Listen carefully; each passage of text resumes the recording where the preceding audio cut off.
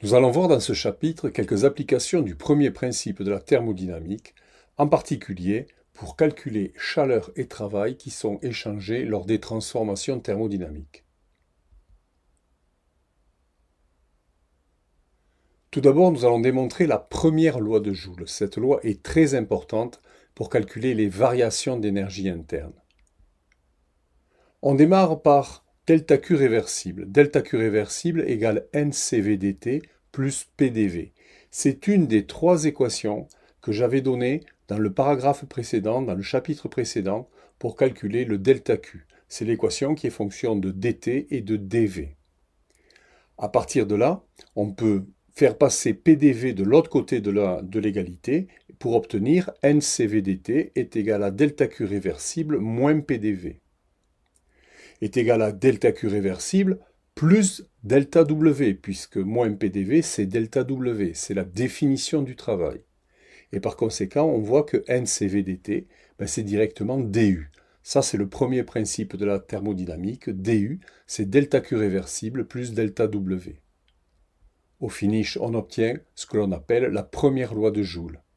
Il n'est peut-être pas nécessaire de retenir la démonstration, par contre il faut retenir cette loi qui sert absolument tout le temps. La première loi de Joule, elle a deux énoncés. Un énoncé sous forme d'une équation différentielle avec des petits du et des dt. Du est égal à NCV dt. Petite variation d'énergie interne égale NCV que multiplie petite variation de température. Ou, en intégrant cette relation, delta U est égal à NCV delta T. Variation de U entre deux états thermodynamiques est égal à N, le nombre de moles, que multiplie CV, la capacité calorifique du gaz à volume constant, que multiplie delta T, la différence de température.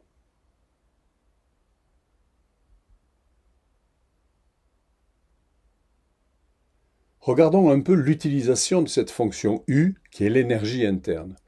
U est très souvent utilisé comme intermédiaire de calcul. Prenons par exemple une transformation irréversible à pression extérieure constante. On a déjà fait ce cas-là pour le calcul du travail. Le travail est facile à calculer dans ce cas, puisque là, la pression extérieure est constante, le travail c'est l'intégrale de moins pression extérieure dV, et quand on intègre, ça fait WAB, le travail entre deux états thermodynamiques A et B est égal à moins PE, la pression extérieure, que multiplie VB moins VA, volume final moins volume initial. Donc dans ce cas-là, le travail est très facile à calculer. Par contre, je vous avais dit que la chaleur était impossible à calculer. On ne peut pas la calculer directement, on n'a pas d'expression. Mais on va se servir d'une astuce, on va se servir du calcul de delta U. Delta UAB, c'est NCV delta T, d'après la première loi de Joule, c'est-à-dire NCV TB moins TA. Donc en fait, WAB et delta UAB sont tous les deux faciles à calculer. Eh bien, on va en déduire la chaleur. On en déduira la chaleur par différence. Comme delta U, c'est Q plus W, Q, c'est delta U moins W. En l'occurrence, QAB est égal à delta UAB moins WAB. Et pour calculer la chaleur, on calculera donc la variation d'énergie interne, delta UAB, NCV-TB moins TA. On calculera le travail, WAB, moins pression extérieure, VB moins VA. Et en faisant la différence des deux, on obtiendra la chaleur qui est échangée entre les états A et les états B. Et l'état B. Deuxième exemple, prenons une transformation isotherme. Pour une transformation isotherme, je vais écrire le premier principe de la thermodynamique. Delta UAB est égal à QAB plus WAB. Variation d'énergie interne est égale à chaleur échangée plus travail échangé.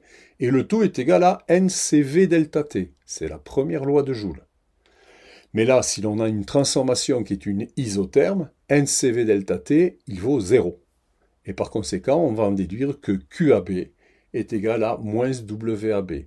Donc, pour une transformation isotherme, il suffira de calculer soit QAB, soit WAB, et on aura immédiatement l'autre, en faisant l'opposé.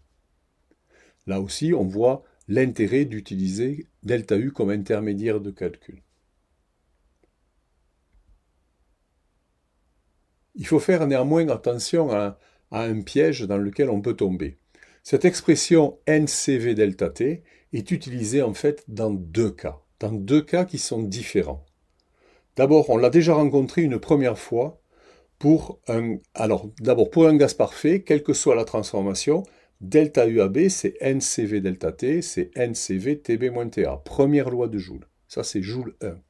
Mais cette expression, NCV TB-TA ou NCV delta T, on l'avait déjà rencontrée une première fois pour les transformations, souvenez-vous, pour les transformations isochore à volume constant.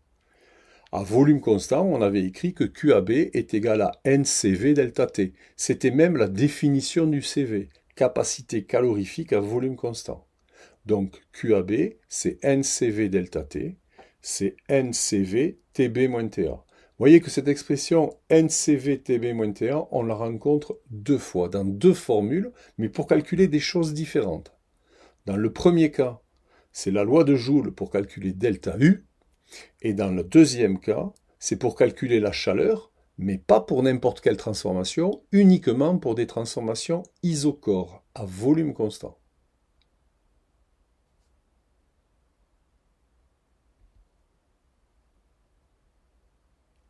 Une autre application classique du premier principe de la thermodynamique est la calorimétrie. En calorimétrie, on désire faire des mesures de chaleur. C'est le terme calorimétrie, c'est ce qu'il signifie. Mesure de la chaleur.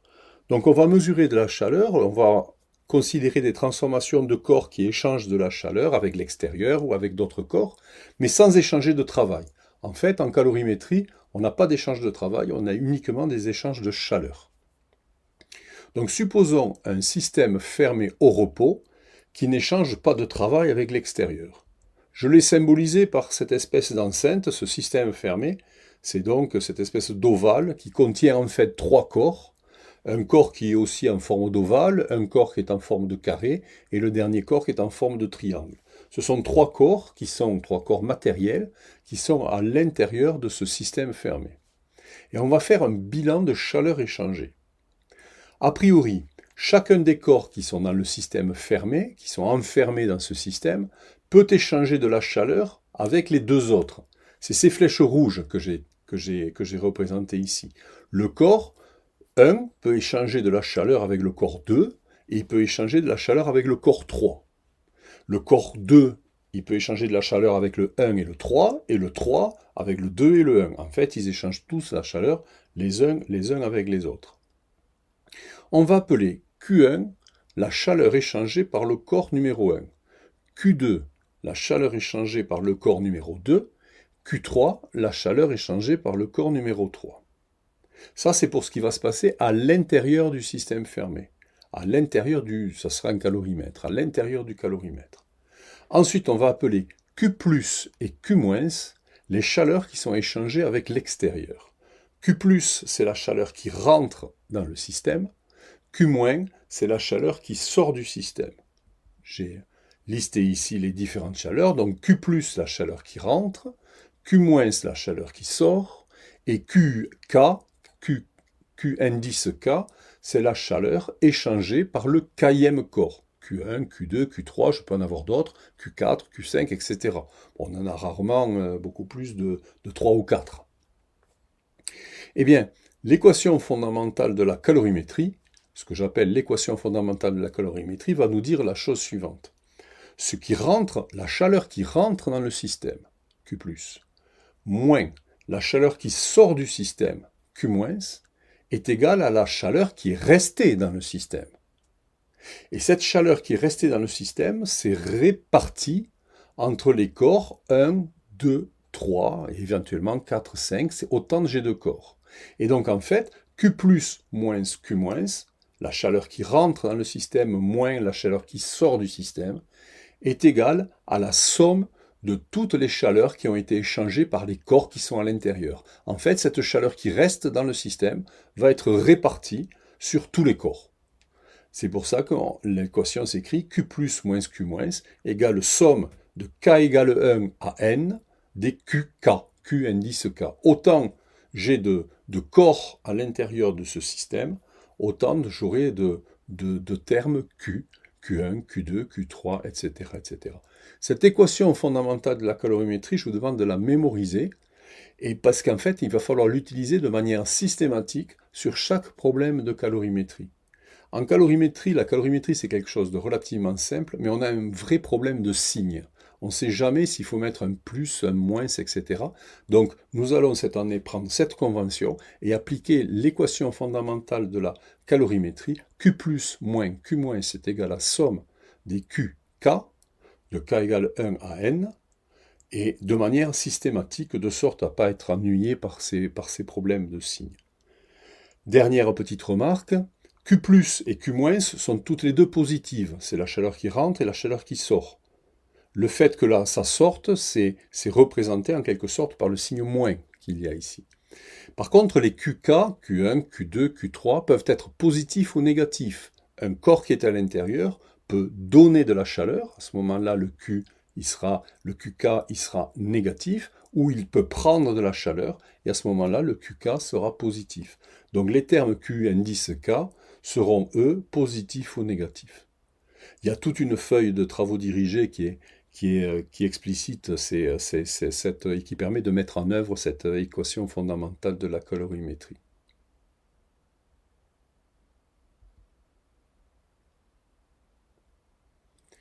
Une fonction très importante en thermodynamique est la fonction enthalpie. C'est comme U, ça va être une fonction nouvelle, c'est quelque chose que je vais rajouter, quelque chose dont vous n'avez pas entendu parler jusqu'à présent. Cette fonction enthalpie, on l'appelle H, grand H, tout le temps. Hein, dans tous les bouquins de physique, vous verrez cette fonction enthalpie nommée grand H. Grand H est une fonction d'état, comme U.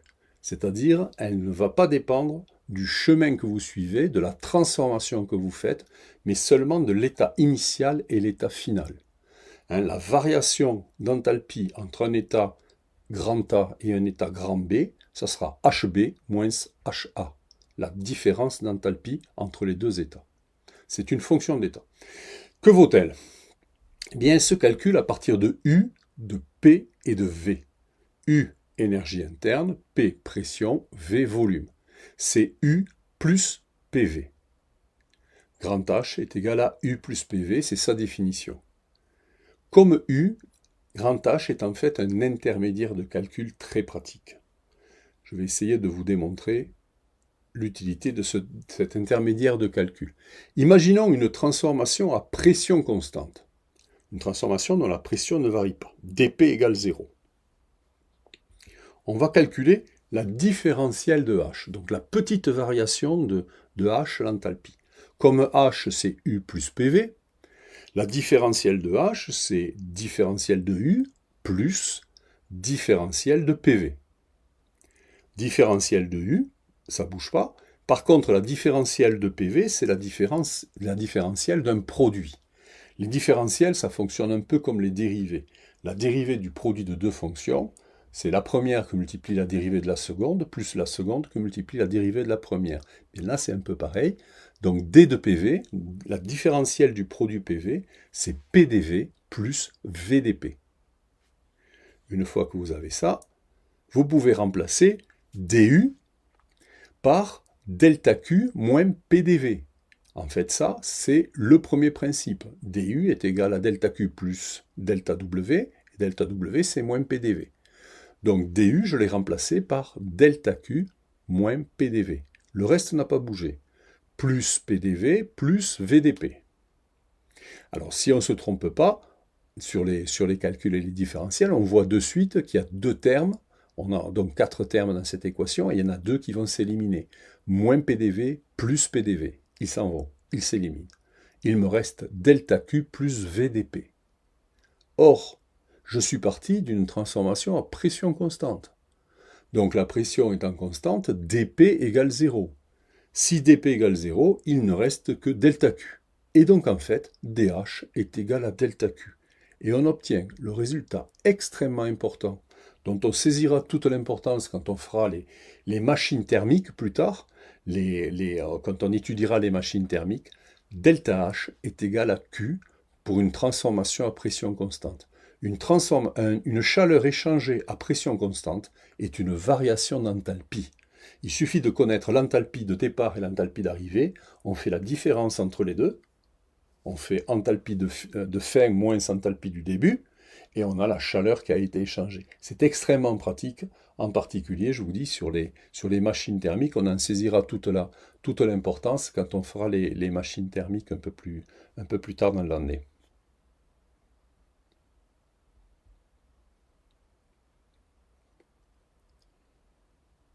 Cette fonction enthalpie nous permet de définir ce qu'on appelle la deuxième loi de Joule. La deuxième loi de Joule va se démontrer de la manière suivante. Partons de la différentielle de H. Différentielle de H est égal à delta Q plus VdP. C'est ce que l'on a démontré au transparent précédent. À partir de là, je vais former en fait delta Q. Donc delta Q, ça va être je vais utiliser delta Q. Delta Q, c'est NCP dt moins VdP. Rappelez-vous, c'est une des trois équations que j'ai données pour la chaleur. Et c'est celle qui dépend de la température et de la pression. C'était dans le jeu de trois équations qui permettaient d'exprimer la différentielle de la chaleur. Et je vais remplacer, bien sûr, le delta Q de la première ligne par le delta Q de la seconde ligne. À ce moment-là, dH va me faire donc NCP dt moins VdP plus VdP.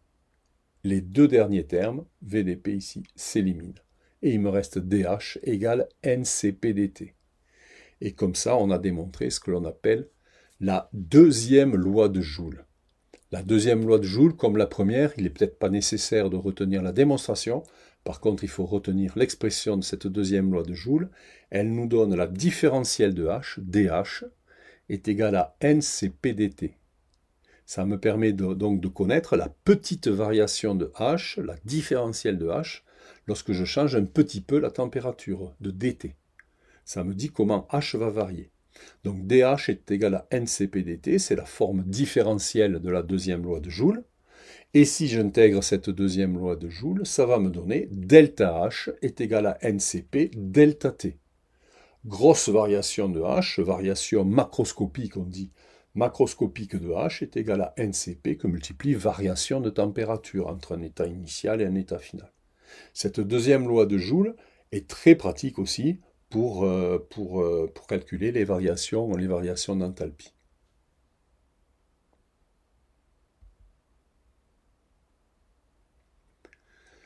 Passons à la démonstration de ce qu'on appelle la relation de Meyer. La relation de Meyer se démontre de la manière suivante. On va démarrer par la définition de l'enthalpie, U plus PV. H est égal à U plus PV. Calculons la différentielle de H. La différentielle de H, c'est la différentielle de U plus la différentielle de PV. On a déjà fait ça. Mais là, on va être malin et on va se servir à la fois de la première et de la seconde loi de Joule et de l'équation d'état des gaz parfaits. Je m'explique. J'ai remplacé dH par NCP dt. Ça, c'est la deuxième loi de Joule. J'ai remplacé du par NCV dt. Ça, c'est la première loi de Joule. Et j'ai remplacé d de PV par NR dt. Pourquoi? Parce que dans un gaz parfait, PV est égal à nRT. Donc d de PV est égal à d de nRT. Mais n et r sont des constantes, donc ils vont sortir de la différentielle. Donc d de PV, c'est nR dt. Donc je me sers de l'équation d'état des gaz parfaits. En fait là, en une seule ligne, je me suis servi des deux lois de Joule et de l'équation d'état des gaz parfaits. Une fois que vous avez ça, vous voyez que n est dans les trois termes, donc il va s'éliminer. dt est dans les trois termes, il va s'éliminer aussi. Au finish, il me reste Cp est égal à Cv plus R. Et donc, on obtient ce qu'on appelle la loi de Meyer. La loi de Meyer, c'est Cp moins Cv est égal à R. Cette relation de Meyer, donc, est valable, bien sûr, pour un gaz parfait, parce que je me suis servi, pour la démontrer, de l'équation d'état des gaz parfaits. Donc, ça ne marche pas pour tous les gaz. Mais pour un gaz parfait, la différence entre la capacité à pression constante et la capacité à volume constant, c'est R, la constante des gaz parfaits, la constante du gaz parfait. Voilà pour la relation de Meyer.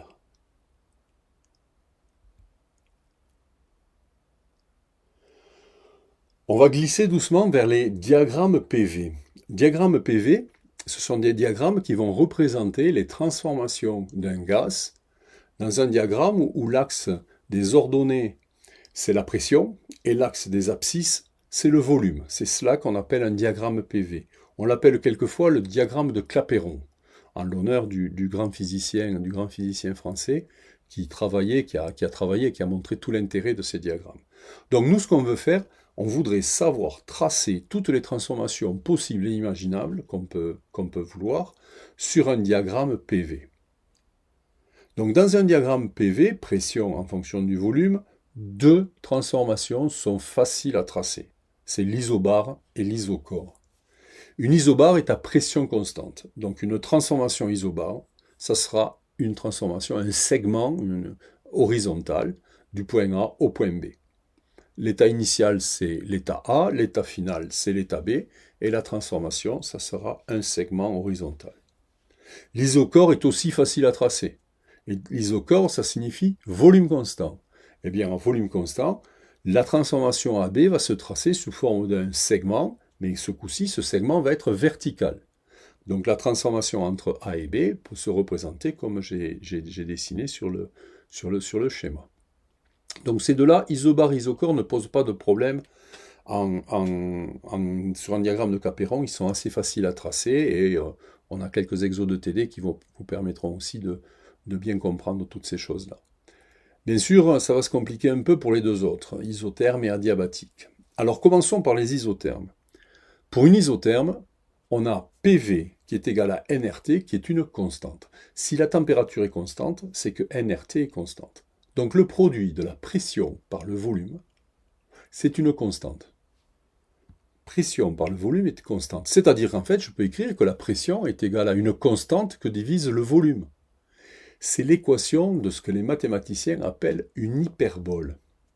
Une hyperbole, c'est une fonction qui va être asymptotique sur les deux axes. Elle va se rapprocher de l'axe de pression et de l'axe de volume d'un côté et de l'autre. C'est celle que j'ai dessinée, l'hyperbole, c'est celle que j'ai dessinée en tiré ici. Et donc, pour une température donnée, on aura une certaine courbe. Hein, c'est cette courbe que j'ai dessinée en tiré. À une température T1, imaginons qu'on ait cette courbe en tiré. Qu'est-ce qui se passe pour une autre température? Mais pour une autre température, par exemple une température T2 plus grande que T1, supérieure à T1, vous aurez cet isotherme-là qui sera une hyperbole qui bien sûr ne coupera jamais la première. On ne peut pas, elles ne peuvent pas se couper. Si vous vous coupez, si les deux se coupent, ça veut dire que les deux températures sont égales. Donc c'est pas possible. L'isotherme à température T2 sera situé, comme T2 est supérieur à T1, plus vers la droite et vers le haut. En fait, au fur et à mesure que les températures sont croissantes, les isothermes se décalent vers la droite et vers le haut. Ça, il faut retenir ce fait-là. Les isothermes elles sont toutes imbriquées les unes dans les autres, elles ne se croisent jamais, et elles vont se décaler au fur et à mesure que la température augmente vers la droite et vers le haut.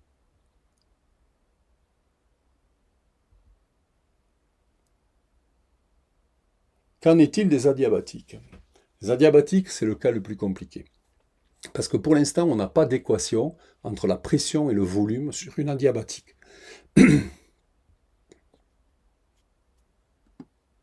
Donc déterminons cette relation entre pression et volume dans le cas d'une adiabatique. Pour cela, nous allons partir de la relation qui donne delta Q réversible. C'est une des trois que j'avais données tout au début du chapitre, une des trois relations. On va partir de celles qui dépendent de P et de V. Vous voyez, il y a le petit élément différentiel dP et dV. C'est celle qui avait la forme la plus compliquée, mais elle est quand même utile. Donc delta Q réversible est égal à CV sur R VdP plus Cp sur R PdV. À partir de là, on va écrire que ce delta Q réversible, il est nul. Il est égal à 0. Pourquoi? Parce qu'on est sur une transformation adiabatique. Donc cet élément différentiel, cette équation différentielle, elle est égale à 0. En arrangeant un tout petit peu les éléments, donc on divise en particulier par la pression, on divise par le volume, on fait apparaître dP sur P, et dP sur P plus Cp sur Cv, dV sur V est égal à 0. Donc ça, c'est simplement un réarrangement de l'équation précédente. Intégrons cette équation différentielle. dP sur P va s'intégrer en logarithme népérien de P. Cp sur Cv, par définition, je vais l'appeler gamma. Ça sera c'est une constante, c'est gamma. Et donc, ça va faire gamma, et dV sur V va s'intégrer en logarithme de V. Comme dans toute intégrale indéfinie, là on n'a fait qu'intégrer, il y a une constante qui va apparaître. Donc, logarithme de P plus gamma logarithme de V est égal à constante. D'après les propriétés du logarithme, log de P plus gamma log de V, c'est log de PV puissance gamma. Le gamma va monter en exposant sur le volume, et la somme des logs, c'est le log du produit. Donc le log de PV puissance gamma est égal à constante, c'est-à-dire en fait, PV puissance gamma est égal à constante. Et voilà notre relation entre pression et volume pour une adiabatique. Le produit de P par V puissance gamma, avec gamma égale Cp sur Cv, c'est une constante. C'est-à-dire je peux écrire P est égal à constante sur V puissance gamma. Il faut savoir que le facteur gamma est plus grand que 1. Il vaut entre 1,2 et 1,4 dans ces eaux-là à peu près, ça dépend un peu des gaz. Donc ce facteur gamma est plus grand que 1. Et quand on trace une adiabatique en diagramme PV, ça fait donc une courbe qui ressemble à une hyperbole, mais ça n'en est pas une, puisque gamma ne vaut pas 1. Donc gamma est plus grand que 1, ça ressemble à une hyperbole, mais c'est aussi une courbe qui descend, donc c'est une courbe qui descend, qui va être tangente à l'axe des pressions et à l'axe des volumes, et qui va descendre fortement, rapidement, comme ça. Lorsque le volume augmente, la pression va diminuer rapidement. Donc ça, l'expression PV puissance gamma égale constante, il faut la retenir. Pour une adiabatique, c'est la relation entre la pression et le volume pour une adiabatique. En fait, on peut, grâce à l'équation d'état, en combinant avec l'équation d'état des gaz parfaits, PV égale nRT, trouver deux autres équations entre les variables d'état du gaz pour une adiabatique. La variable qui nous manque, c'est la température. Donc on a une relation entre P et T qui va être P puissance 1 moins gamma, T puissance gamma est égale à constante, et celle entre T et V, T V puissance gamma moins 1 est égal à constante. En fait, on prend deux des variables P, V et T, et chaque fois, on a une relation entre ces deux variables. Soit PV gamma égale constante, P puissance 1 moins gamma, T puissance gamma est égal à constante, soit V puissance gamma moins 1 est égal à constante. Alors, j'en ai démontré une des deux, ici. Partons de PV puissance gamma est égal à constante. Comment faire pour éliminer le volume? On va se servir de l'équation d'état des gaz parfaits. L'équation d'état des gaz parfaits, il nous dit que PV égale nRT, donc V est égal à nRT sur P. Je remplace V dans l'équation PV gamma égale constante, et donc je l'ai fait ici. P que multiplie nRT sur P puissance gamma est égal à constante. On voit que la température va être à la puissance gamma. Par contre, la pression, elle est au dénominateur, et ensuite elle est au numérateur, et elle est au dénominateur à la puissance gamma. Ça fera au finish, P puissance 1 moins gamma, T puissance gamma est égal à constante. Alors là, quand on dit égale constante, c'est jamais la même constante, mais en fait, vous allez voir, on se fiche de savoir quelle est la valeur de cette constante, puisqu'on le calculera à chaque fois. Il suffira d'avoir un point pour lequel on a la pression et la température, et on l'aura donc, on calculera la constante à ce moment-là. Donc voilà comment on passe, dans ce petit exemple, je montre comment on passe de PV puissance gamma égale constante, la relation entre pression et volume pour une adiabatique, à P puissance 1 moins gamma, T puissance gamma égale constante, la relation entre pression et température pour une adiabatique. Les deux, PV gamma égale constante, est à retenir par cœur. Par contre, les deux autres, vous pouvez les déduire comme je viens de faire. Ou alors vous les retenez par cœur, c'est égal, mais il faut savoir les retrouver. Si vous ne les apprenez pas par cœur, il faut savoir les retrouver grâce à l'équation d'état des gaz parfaits.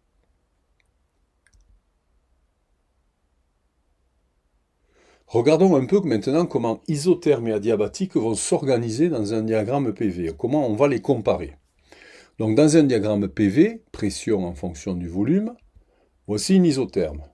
PV égale constante, c'est une isotherme, donc une hyperbole. Lorsqu'on superpose ici une adiabatique, l'adiabatique, c'est PV puissance gamma égale constante.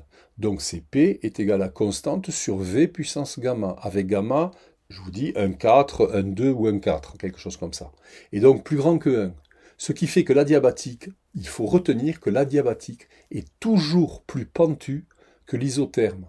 Elle décroît plus vite. D'accord? Elle décroît plus vite que l'isotherme. Ça, c'est très important quand on va combiner, quand on va faire des transformations qui seront une isotherme suivie d'une adiabatique, une isochore, puis une isobare. Il faut savoir le dessiner sur un diagramme PV pour comprendre ce qui va se passer. Et donc pour dessiner, il faut savoir que les adiabatiques sont toujours plus pentues que les isothermes. Donc les adiabatiques décroissent plus vite que les isothermes. Et en fait, si je pars d'un point, par exemple ce point à l'intersection des deux, si je fais une transformation isotherme, si je diminue le volume du gaz, je vais me trouver sur P isotherme, et si je fais une transformation de type isotherme, et si je diminue le volume du gaz de manière adiabatique, je vais me trouver sur P adiabatique. La pression sera plus importante. Lorsque je fais une transformation adiabatique, la pression à la fin est plus importante. Lorsque je comprime un gaz de manière adiabatique, la pression est plus importante que si je comprime un gaz de manière isotherme.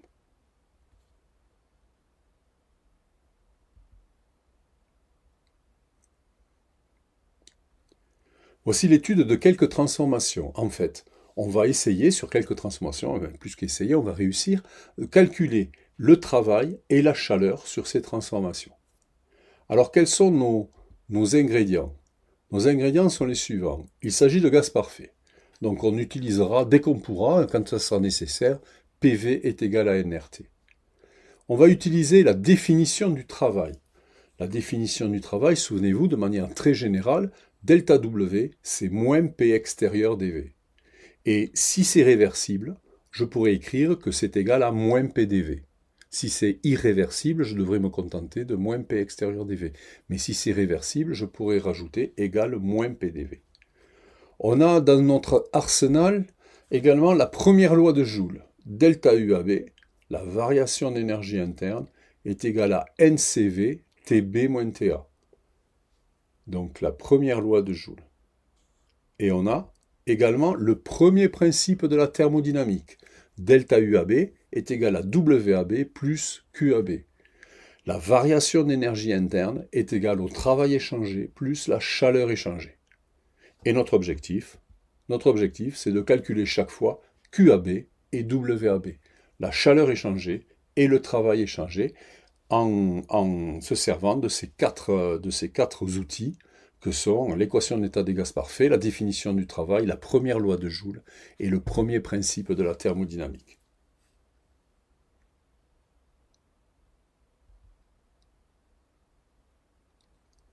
Commençons par une transformation isobare irréversible, avec une pression extérieure constante. On a déjà rencontré cette transformation-là lorsque j'ai parlé du travail. C'est une transformation pour laquelle on va comprimer un gaz en appuyant dessus, en quelque sorte, mais de manière avec une pression extérieure qui est constante, qui est toujours la même. On n'appuie pas progressivement, on y appuie d'un coup. Donc cette isobare irréversible à pression extérieure constante, on peut en calculer facilement le travail. Le travail, WAB, c'est l'intégrale de A à B de delta W.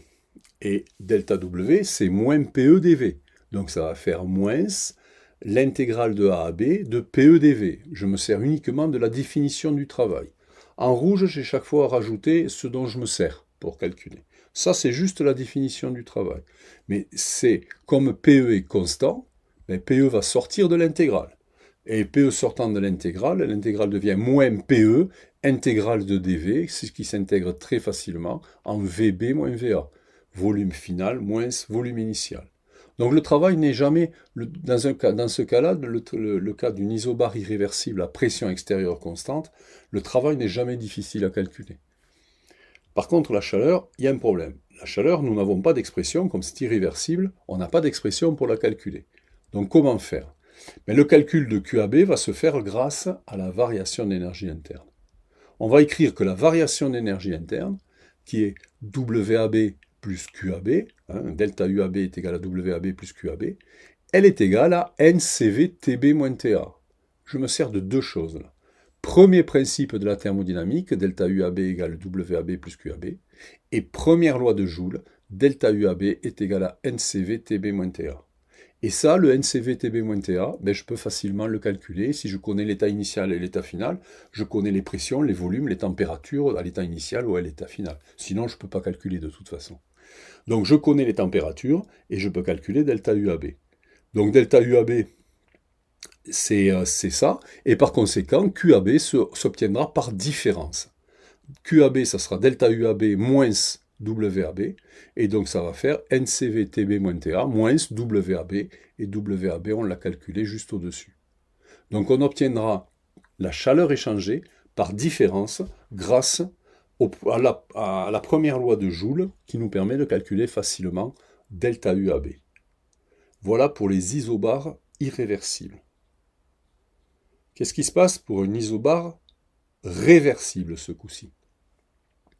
Réversible à pression constante. Calculons le travail WAB. Le travail WAB, c'est l'intégrale de A à B de delta W, c'est moins la somme de A à B de PDV. À nouveau, la définition du travail. Simplement, comme c'est réversible, je suis allé jusqu'au bout et j'ai remplacé la pression extérieure par la pression intérieure. Et donc ça me fait moins somme de A à B, intégrale de A à B, de PDV. En fait, si la pression à l'intérieur de mon gaz est constante, ça marche de la même manière que tout à l'heure, on peut sortir la pression de l'intégrale. Ça va me faire donc moins P, VB moins VA. Mais VB moins VA, ici, on voit qu'on a un terme PVB et un terme PVA. Ben, PVA, c'est NRTA, et PVB, c'est NRTB, loi des gaz parfaits. Donc soit je pourrais calculer le travail si j'ai les pressions et les volumes, soit, si j'ai même, il me suffirait des températures pour pouvoir calculer ce travail. Il me suffit de TA et de TB pour calculer ce travail. Je n'ai même pas besoin des pressions et des volumes. Une fois qu'on a calculé le travail, qui se calcule donc de manière facile, on va obtenir QAB, la chaleur qui est échangée. Pour cette chaleur qui est échangée, on va utiliser le premier principe et on va faire par différence, premier principe et première loi de Joule. Et comme tout à l'heure, on peut faire par différence pour obtenir la chaleur échangée dans une isobar réversible.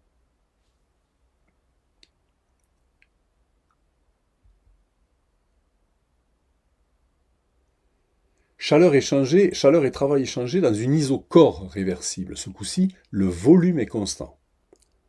Calcul du travail, définition du travail. On est réversible, donc j'utilise WAB est égal à moins somme de AB de PDV. Attention maintenant, le volume est constant. Le volume étant constant, dV vaut 0, et par conséquent, WAB vaut 0. Un gaz qui reste à volume constant n'échange pas de travail avec l'extérieur. WAB est égal à 0. Que vaut QAB? Ben, QAB va s'obtenir aussi grâce au premier principe et à la première loi de Joule.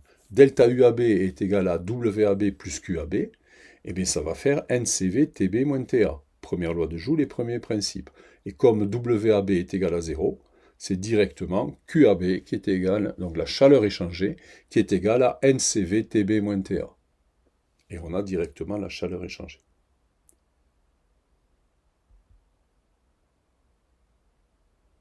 Envisageons maintenant le cas de l'isotherme réversible. L'isotherme réversible a donc à température constante. Calculons le travail.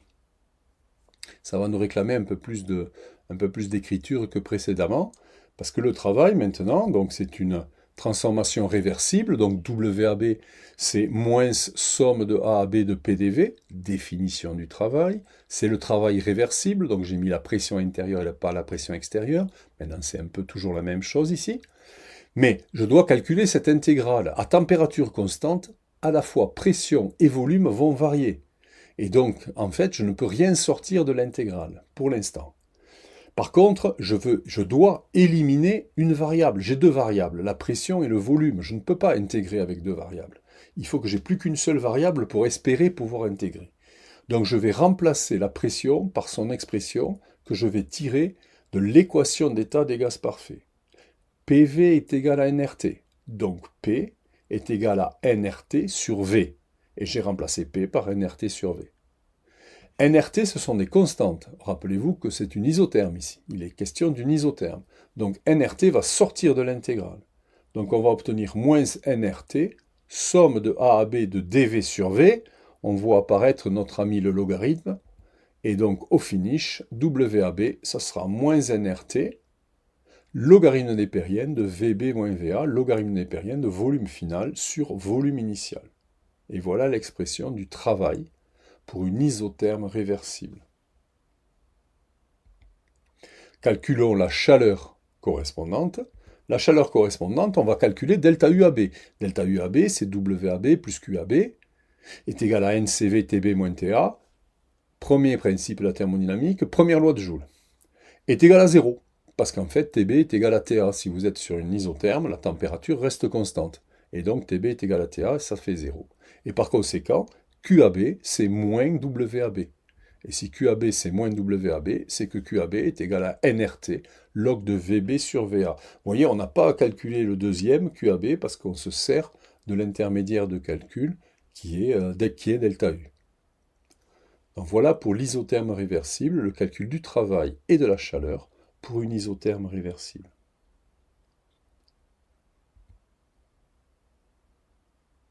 Qu'en est-il de l'adiabatique réversible? D'abord, calcul de QAB. QAB, adiabatique, QAB vaut 0. Par définition, une adiabatique, on n'échange pas de chaleur avec l'extérieur, donc QAB est égal à 0. On peut calculer WAB. À nouveau, premier principe plus première loi de Joule. Et ça va nous donner donc que WAB est égal à NCV TB moins TA. L'expression que l'on obtient est donc que WAB est égal à NCV TB moins TA. On peut aussi remplacer, en jouant un peu avec les coefficients, on peut remplacer en multipliant par R en haut et en bas l'expression NCV-TB-TA, on la multiplie par R au dénominateur et au numérateur. On peut faire apparaître des termes qui sont NRTB et NRTA. Et NRTB et NRTA, c'est PBVB et PAVA. Et donc en fait, on peut, si on veut pas l'expression de WAB en fonction des températures, mais on le veut en fonction des pressions et des volumes, on peut écrire que WAB est égal à CV sur R, PBVB moins PAVA. Ce qui donne donc une expression pratique en fonction de PV. Ou bien, si on a la température, c'est plus pratique encore, probablement, d'appliquer NCV TB moins TA.